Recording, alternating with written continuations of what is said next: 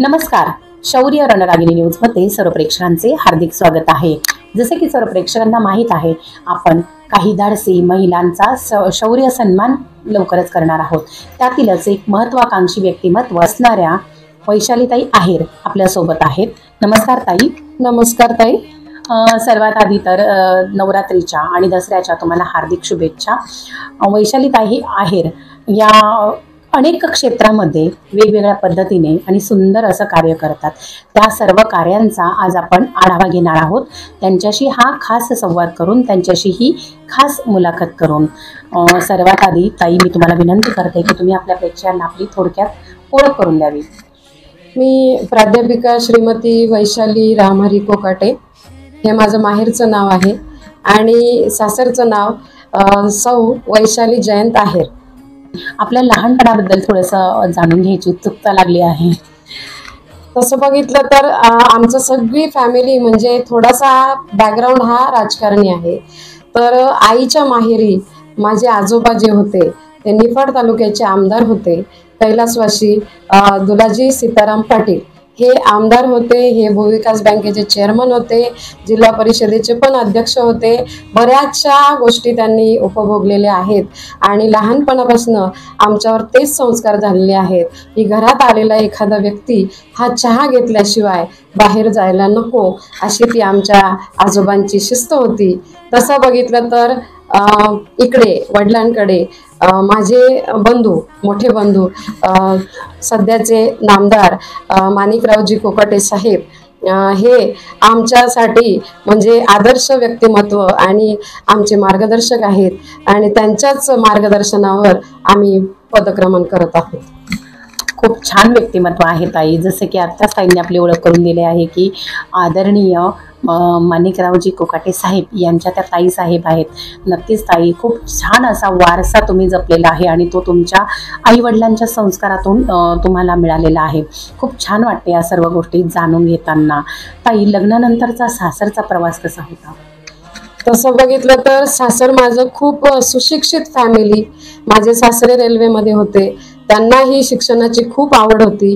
मी फक्त BA पर्यंत शिकलेली होती त्या काळामध्ये. 1994 साली 94 साली माझं लग्न झालं आणि त्यावेळेला मी लास्ट इयरला होते BAला. पण त्यानंतर माझ्या सासऱ्यांनी माझ्या मुलीचं माझं MA इंग्लिशचं स्वप्न पूर्ण करायचं आहे आणि ते सुनेच्या मार्फत करायचं म्हणून त्यांनी मलाही MA इंग्लिश करण्याची परवानगी दिली. त्यानंतर मी एका ठिकाणी जॉईन झाले. मराठा विद्याप्रसारक समाज संस्थेने मला MAला फर्स्ट क्लास मिळाल्यामुळे मला जॉईनिंग करून घेतलं आणि मी एक म्हाळसाकोरा आणि वडांगळी या ठिकाणी 3 दिवस CHBवर काम केलं.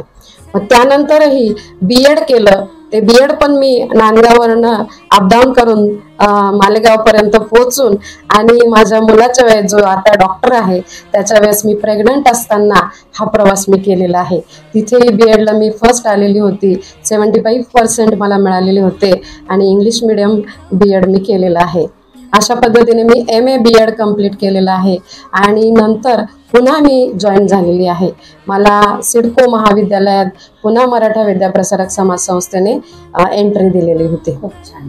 अगदी बालपण म्हणूया किंवा लग्नानंतरचा सासरचा प्रवास म्हणूया, खूप छान असं ज्ञान घेऊनच तुम्ही पुढे सरकत आहात. म्हणजे आम्हाला अभिमान वाटतो आहे की आम्ही तुमच्याशी हा खास संवाद साधतोय. जसे या खास मुलाखतीतून आपण पुढे पुढे जात आहोत, नवीन नवीन गोष्टी तुमच्याकडून ऐकायला मिळत आहेत आणि मार्गदर्शन पण आम्हाला मिळत आहे. ताई, एक राजकीय स्वरूपाचं क्षेत्र तुमच्या जीवनात आहे. जसं की आपण असं म्हणू शकतो की तुम्ही नाशिक जिल्हा कॉलेज टीचर सोसायटीच्या पहिल्या महिला चेअरमन आहात. तसेच त्याचसोबत तुम्ही मराठा विद्या प्रसारक समाजसेवक सोसायटीच्या देखील संचालिका आहेत. तर या मागचा तुमचा प्रवास आणि त्या कार्याची थोडीशी ओळख आम्हाला जाणून घ्यायची होती.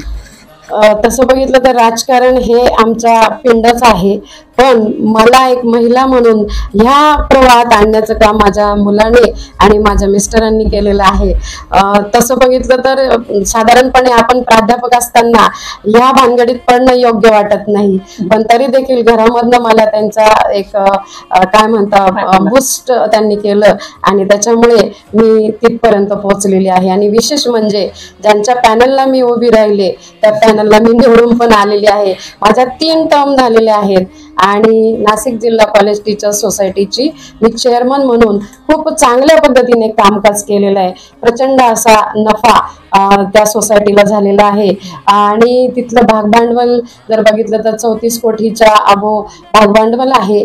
100 कोटीची उलाढाल त्या दोन्ही सोसायट्यांची होत असते आणि 60% ठेवीवर आणि 60% कर्जावर व्याजदर आम्ही देत असतो आणि त्यातून आपल्या सगळ्या सेवकांचा म्हणजे मुलांची लग्न असोत, शिक्षण असोत, सगळ्या गोष्टी या शिक्षणातून सहकार अशा पद्धतीने होत आहे आणि या दोन्ही सोसायट्या त्यांच्या संसाराला हातभार लावत आहेत. त्यात माझं थोडंसं योगदान आहे, ते माझं अहोभाग्य समजते मी. म्हणजे मला असं वाटत आहे की लहानपणाचा वारसा, लग्नानंतरची तुमची ती वाटचाल, या सगळ्याचा इतका सुंदर असा परिणाम तुमच्या जीवनावर झाला आहे की मिस्टरांनी आणि तुमच्या मुलाने तुम्हाला पुढे आणखी जाण्यासाठी आत्मविश्वास बळकट केला तुमच्यातला आणि त्याला तुम्ही एक न्याय दिला त्या पाठिंब्याला की माझ्यासोबत माझा मुलगा आहे, मिस्टर आहेत, तर मला पुढे जाण्याची भीती नाही. मला असं वाटतं की ताईंच्याच बाबतीत नव्हे तर अशा कुठल्याही महिलेच्या बाबतीत की जिच्या पाठीशी मिस्टरांचा आणि मुलांचा पाठबळ आहे, ती महिला कुठेही कमी राहत नाही किंवा कुठेही मागे पडत नाही. ती उत्तरोत्तर तिच्या यशाच्या पुढच्या पाऊलवाटा अनुक्रमाने चालतच राहते. ताई, हा झाला राजकीय क्षेत्राचा भाग. तर आम्हाला असंही माहीत आहे की आपण शैक्षणिक क्षेत्रामध्ये देखील तितक्याच अग्रेसर आहात. तर मला असं विचारायचं आहे की तुम्ही KTHM कॉलेज ज्युनियर कॉलेजच्या प्राध्यापिका आहात आणि त्याचसोबत तुम्ही विशाखा समितीवर प्रमुख म्हणून देखील आहात. तर त्यामध्ये कशा पद्धतीचे कार्य चालतात किंवा कशा पद्धतीचं तिथे तुमचं मार्गदर्शन असतं? मी या माध्यमातून विशाखा समितीचे प्रमुख म्हणून विद्यार्थिनींसाठी आरोग्य त्यांचं सुधारावं किंवा संरक्षण त्यांना किंवा स्वसंरक्षणाचे धडे मिळावेत यासाठी आम्ही चांगल्या चांगल्या तज्ज्ञांचे मार्गदर्शनपर व्याख्यानं आयोजित करत असतो.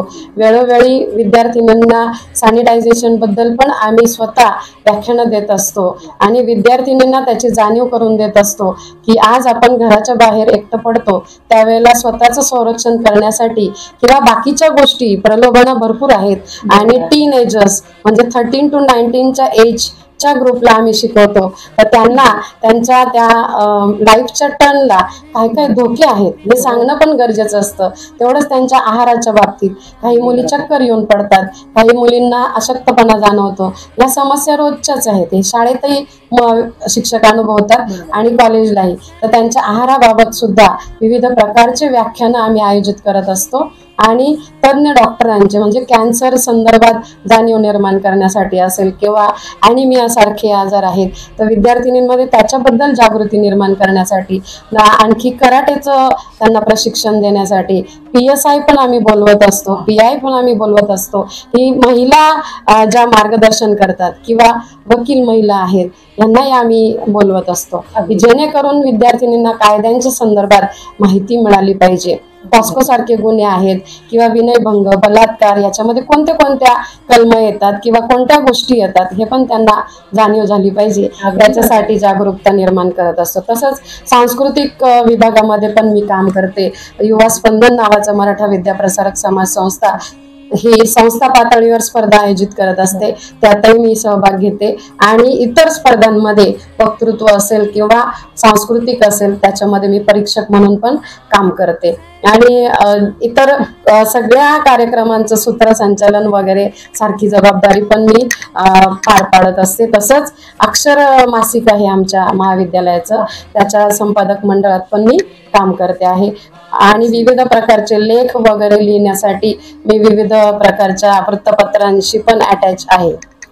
असं कुठलंही मला वाटतं क्षेत्र नाही की तिथे तुम्ही नाहीयेत. एक अष्टपैलू व्यक्तिमत्व म्हणतो आपण, त्या पद्धतीचं जीवन तुमचं आहे. मला असं वाटतं की शिक्षण हा जीवनाचा आधारस्तंभ आहे. सगळ्यात महत्त्वाचं म्हणजे की आत्ताची जी परिस्थिती आहे त्यामध्ये जे किशोरवयीन मुलं आहेत त्यांच्या बाबतीमध्ये खूप भीती असते आणि तोच नेमका तुम्ही ते ओळखलं आहे स्पिरिट आणि त्या मुलांना घडवण्याचं कार्य, इतकं सुंदर कार्य तुम्ही करत आहात. मुलींच्या बाबतीतल्या समस्या देखील तुम्ही सोडवत आहात. शैक्षणिक दृष्ट्या जे पण काही तुमचं कार्य चालू आहे त्यामध्ये खरंच शौर्य रणरागिणीचा तुम्हाला सलाम आहे. एक स्त्री म्हणून मला तुमच्याबद्दल खरंच खूप अभिमान वाटतोय. ताई, जसं की आपण राजकीय क्षेत्र बोललो आणि शैक्षणिक क्षेत्र बोललो, त्या सगळ्याच बाबतीत तुम्ही अग्रेसर आहात आणि असंही आम्हाला माहीत आहे की समाजकार्याची देखील तुम्हाला तितकीच आणि छान आवड आहे. त्याच अनुषंगाने तुम्ही सांस्कृतिक कार्यक्रमांमध्ये देखील खूप छान पद्धतीने सहभाग घेतात. जसं की आपलं शिवस्वराज्य युवती फाउंडेशन आहे, तसेच शिवस्वराज्य महिला मंच आहे आणि त्याच सोबत आपलं शिवस्वराज्य कला क्रीडा मित्रमंडळ देखील आहे आणि त्या सगळ्या गोष्टींमध्ये तुमच्या वेगवेगळ्या पद्धतीच्या सांस्कृतिक कामांचं नियोजन होत असतं. त्या संदर्भात थोडंसं छान असं जाणून घ्यायचं होतं. तसं बघितलं तर मॅडम, या सगळ्या गोष्टींमध्ये जास्त सहभाग हा माझ्या मुलाचा असतो आणि त्यानेच मला या सगळ्या गोष्टींमध्ये सहभागी करून घेतलेला आहे. शिवस्वराज्य युवती मंच, शिवस्वराज्य महिला मंच, तसेच शिवस्वराज्य कला क्रीडा आणि सांस्कृतिक मित्रमंडळ विद्यानगर यांच्या मार्फत विविध उपक्रमांचं आयोजन हे केलं जातं. व सामाजिक जनजागृती असेल किंवा सामाजिक जाणीव असेल, ह्याच्यातून आम्ही काही गोष्टी करण्याचा प्रयत्न करत असतो. तर कोरोना काळामध्ये आम्ही शिधा वाटप केलेलं होतं. कोरोना काळामध्ये आम्ही अशा वंचित जे काही कुटुंब आहे त्यांना मदत करण्याचा प्रयत्न केला, मग ते आर्थिकदृष्ट्या असेल किंवा इतर गोष्टींच्या माध्यमातून असेल, तर आम्ही ते पण केलं. आणि शिवस्वराज्य महिला मंचतर्फे आम्ही सन्मान नारी शक्तीचा हा उपक्रम राबवत असतो. सगळ्या क्षेत्रातल्या महिला ज्या खूप सुंदर काम करत आहेत, आज त्यांचा आम्ही सत्कार करत असतो. 10वी आणि 12वी मध्ये गुणवंत विद्यार्थी जे चांगले मार्क्स मिळवून ज्यांना यश प्राप्त होतं त्या विद्यार्थ्यांचाही सन्मान आम्ही करत असतो. त्यानंतर पतंग वाटप आहे संक्रांतीला, ते पण आम्ही मोफत पतंग वाटप करतो, राखी वाटप करतो. त्यानंतर आम्ही ह्या गणेश मंडळाच्या माध्यमातून आणि गरबा दांडियाच्या माध्यमातून मग आम्ही युवतींना चांदीचं नाणं देत असतो आणि महिलांना पैठणी देत असतो आणि छोट्या मुलींना बॅग्स देत असतो, स्कूल बॅग्स. अशा पद्धतीने त्यांचा सन्मान करतो. गणेश मंडळाचे आमचे विविध प्रकारचे प्रोग्राम्स होतात. फनी गेम्स असतील किंवा इतर स्पर्धा असतील, विद्यार्थी किंवा मुलं आजूबाजूच्या एरियातले ते सगळेजण आनंद लुटत असतात. महिला तर त्यात खूप हिरिरीने सहभाग घेतात. हळदी कुंकवाचाही कार्यक्रम आम्ही करत असतो. अशा पद्धतीने आम्ही सामाजिक कार्यामध्ये आमचा सहभाग नोंदवत असतो. खूपच मोलाचा वाटा तुमचा सांस्कृतिक विभागात दिसतोय आणि तसेच समाज कार्यामध्ये देखील दिसतोय. म्हणजे आम्हाला खूप अभिमान वाटतोय की अशा महिलेचा आम्ही सन्मान करत आहोत की ती स्वतःमध्येच एक नवदुर्गा आहे, जी इतरांमध्ये नवचैतन्य निर्माण करते आहे. काही खूप सगळे गोष्टी तुमच्याकडनं जाणून घेतल्या. खूप छान मार्गदर्शन आम्हाला मिळालं, आमच्या प्रेक्षकांना मिळालं. मला असं वाटतं की बऱ्याचशा स्वप्नांना तुमच्या पूर्णत्व आलेलं आहे. पण तरीही असं कुठलं तरी गोष्ट असणार की तिथे तुम्हाला असं वाटतंय की हे स्वप्न माझं पूर्ण व्हावं.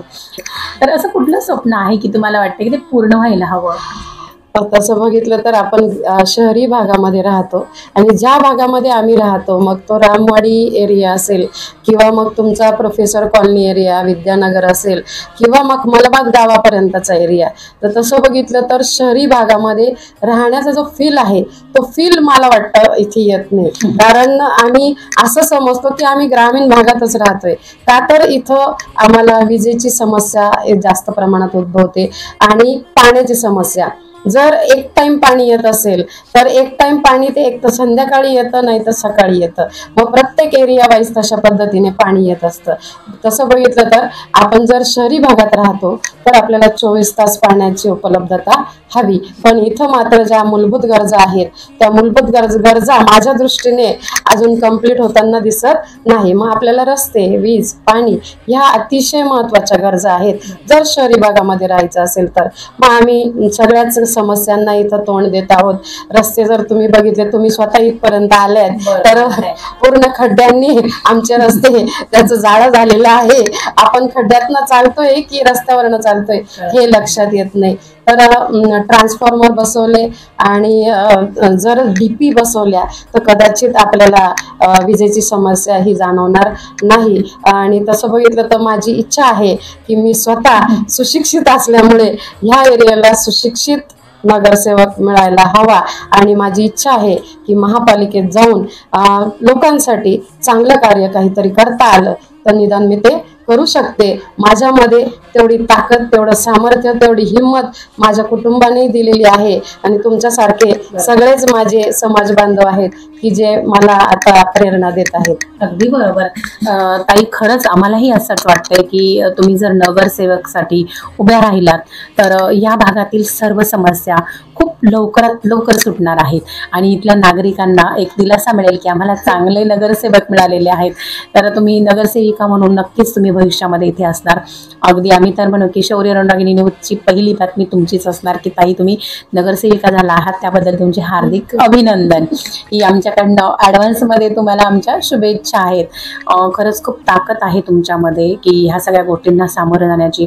राजकीय क्षेत्र असेल, सामाजिक असेल, सांस्कृतिक असेल, असं कुठलं शैक्षणिक क्षेत्र असेल, असं कुठलंही क्षेत्र नाही आहे की तिकडे तुमचं लक्ष नाही आहे. त्या सगळ्या गोष्टी तुम्ही आत्मसात केल्या आहेत आणि स्वबळावर आत्मसात केल्या आहेत. आणि त्यातच सगळ्यात महत्त्वाचं म्हणजे आपल्या माननीय माणिक राऊत दादांचं, कोकाटे साहेबांचं आपल्याला मार्गदर्शन मिळालेलं आहे आणि त्याचसोबत आपल्या पतीचे आणि मुलांचे एक आधारस्तंभ तुम्हाला लाभलेले आहेत. नक्कीच तुम्ही लवकरच नगरसेविका म्हणून सगळ्यात जास्त मतांनी निवडून येणार आहेत. आम्हाला खूप आनंद होतो आहे की तुमच्याशी हा खास संवाद आम्ही साधतो आहे. अशी एक महिला आमच्यासोबत आहे की तिने इतकं काही पंखामध्ये बळ भरलं आहे की तिला आता फक्त पुढे उंच भरारी घ्यायची आहे आणि सगळ्यांसमोर स्वतःला सिद्ध करायचं आहे. ताई, पुन्हा एकदा नवरात्रीच्या आणि दसऱ्याच्या तुम्हाला हार्दिक शुभेच्छा आणि आमचं छोटंसं आमंत्रण आहे की हा जो पुरस्काराचा सन्मानाचा सोहळा आहे त्यासाठी तुम्ही विशेष उपस्थिती म्हणून आमच्यासोबत असावं. Thank you madam. नक्कीच तुमचा हा उपक्रम खूप भावला आणि स्त्रियांमध्ये कुठंतरी एक उर्मी जागृत करावी असा हा एक उपक्रम आहे आणि त्याबद्दल मी तुमचे आभारी आहे. धन्यवाद मानते. आणि तुम्ही कार्यक्रमाला बोलवलं त्याबद्दलही आभारी आहे. मी नक्कीच आपल्या कार्यक्रमाला येईल आणि आपल्या कार्यक्रमाची शोभा वाढवण्याचा प्रयत्न करेन. धन्यवाद मॅडम. धन्यवाद.